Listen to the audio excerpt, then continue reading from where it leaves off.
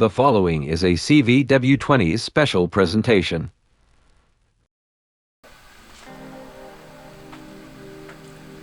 Good morning, kids. It's currently, oh my god, it's late o'clock, and here I am filming a briefing because some people ask for more briefings. I don't know fucking why. I mean, okay, if you want me to sit behind my fancy little pedestal here and fucking talk about some fucking bullshit, yeah, then I guess sure, we can do this. I don't know why I'm suddenly your fucking history teacher. Some of you have a fucking complex, and you know who you are. Get to that later. So now that we've discussed that you all suck, let's talk about Grenada. Tiny little country in the Caribbean, right? Well, I bet you didn't know that in 1983, the US invaded Grenada. You may know that. If you did know that, you've probably seen Heartbreak Ridge. Great movie, by the way. Love Clint Eastwood. So in 1979, there was a communist coup in the country of Grenada. This communist coup, known as the New Jewel Movement, quickly took over the tiny island nation. And it probably had a little bit of Soviet support. I don't know. At the time, it was led by a fellow named Maurice Bishop. However, you may not need to care about that name. It won't become super relevant for long. Like all communist coups, it was very unstable. Following a formal appeal for assistance by the Organization of Eastern... Following a formal appeal for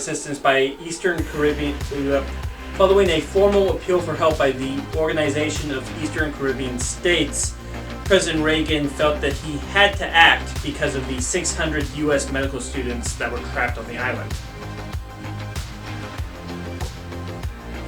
There was also another stated reason for invasion, that being Port Salinas Airport. In essence, the airport had been expanded to such a point where it could carry the largest Soviet transport planes and potentially even Soviet bombers. Given that this is in the Caribbean and right next door to the United States, that would make quite a few people very, very nervous.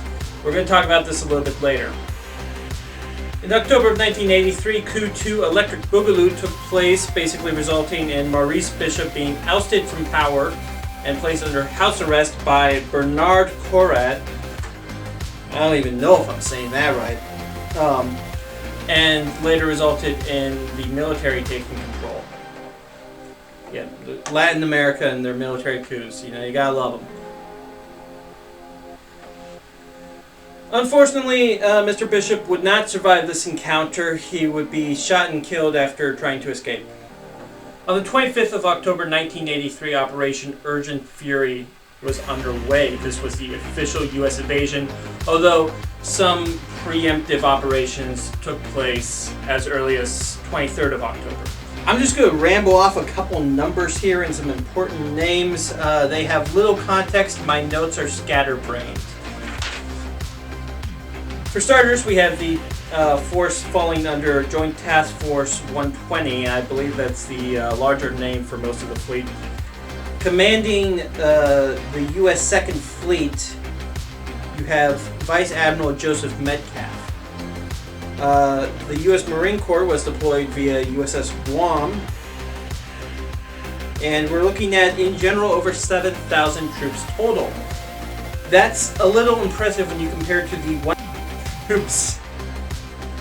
1,500 versus 7,000. One of these numbers is bigger than the other. Starting with some highlights from the first day, we have the St. George University True Blue campus. This is some of those American medical students that were on the island being rescued. You also saw Port Salinas captured and Pearls Airport captured. We should talk a little bit about Pearls Airport when we get a little bit closer to it in the brief. It wasn't all sunshine and rainbows. There was a Navy SEAL helo drop that did not go as planned. 4 SEALs were lost at sea. Very tragically, their bodies were never recovered. The 75th Ranger Regiment had issues when in flight they learned that the airfield was obstructed and they would not be able to land in their C-130s as initially planned. However, through quick thinking and good preparation, they switched to a parachute drop mid-air and still successfully managed to capture the airport. Again, I'm not gonna lie, that's pretty fucking impressive. SEAL Team 4 and the 8th Marine Regiment captured Pearl's Airport using CH-46 Sea Knights and CH-53 Sea Stallions with only light resistance. There was a raid on radio-free Grenada in which SEAL Team 6 attacked and ended up destroying the radio station using UH-60s.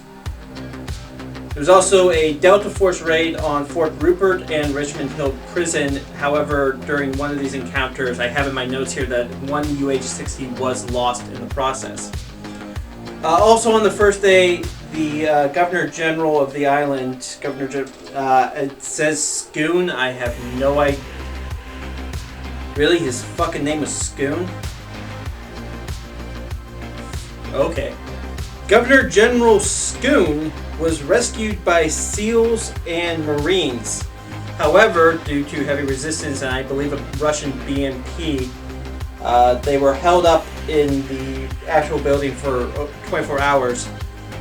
They did receive close air support by A-7s, Marine Corps AH-1s, and AC-130s.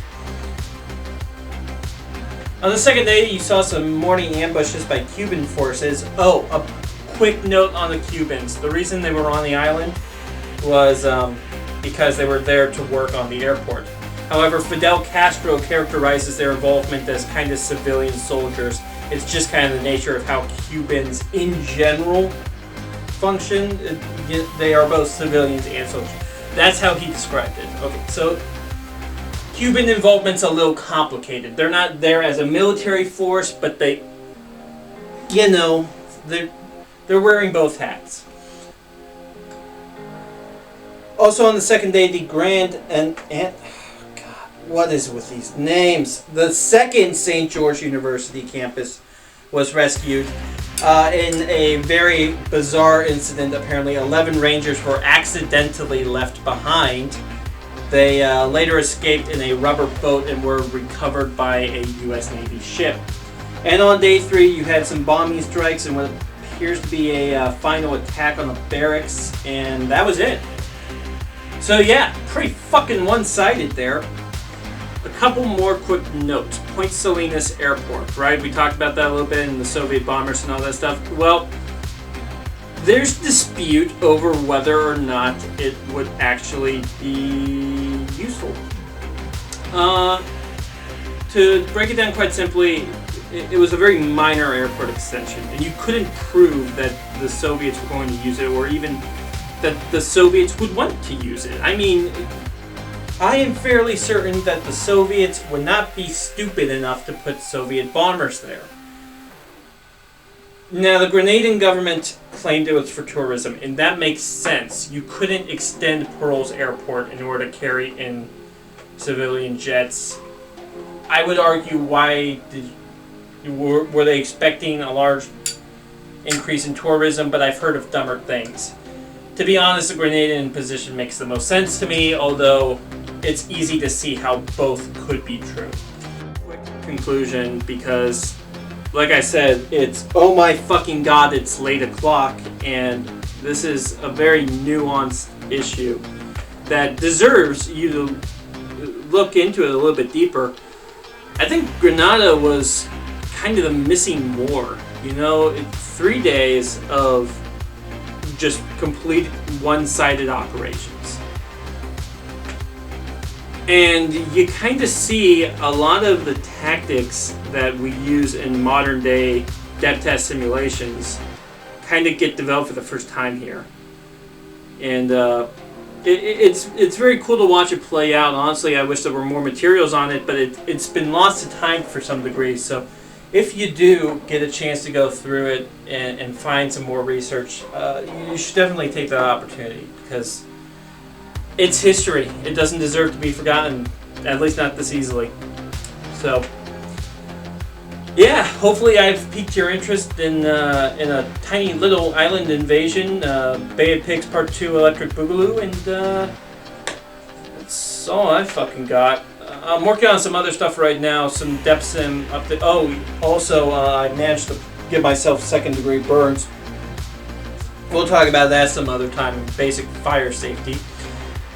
But, oh yeah, ready room updates too, right? I finally have one of my old sea bags unpacked. Don't get used to these dress whites because I resent them, and they'll be going into a locker somewhere very, very soon. So, that's all I've got. They're all fucking dismissed. This has been a CVW-20 special presentation.